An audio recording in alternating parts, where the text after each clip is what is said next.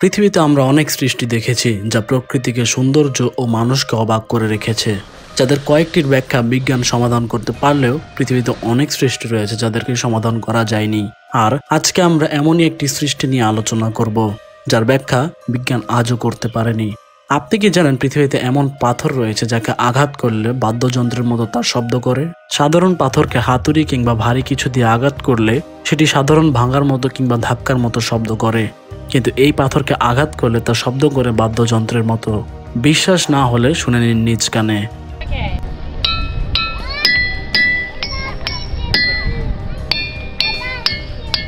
এসব পাথরকে অন্যান্য সকল স্থানে খুবই কম পাওয়া যায়, তবে এটি সবচেয়ে বেশি পরিমাণে রয়েছে পেনসিলভেনিয়াতে। এইসব পাথরের এমন শব্দ হওয়ার পেছনে রহস্য এখনো সমাধান করা যায়নি। কোনো বিশেষজ্ঞ দাবি করেছেন এটি পাথরের অবকাঠামোর কারণে হয়ে থাকে, আবার কেউ দাবি করেছেন এসব পাথরের সাথে লোহার অণু মিশ্রিত আছে। তবে পাথরগুলোকে পরীক্ষা করার পর জানা যায় এসব মতামত সবই ভুল। তবে এটির রহস্য খুলতে না পারলেও এটি পর্যটক ও মূল্যবান পাথর সংগ্রহকারীদের মাঝে ব্যাপক আগ্রহ ও সাড়া দিয়েছে।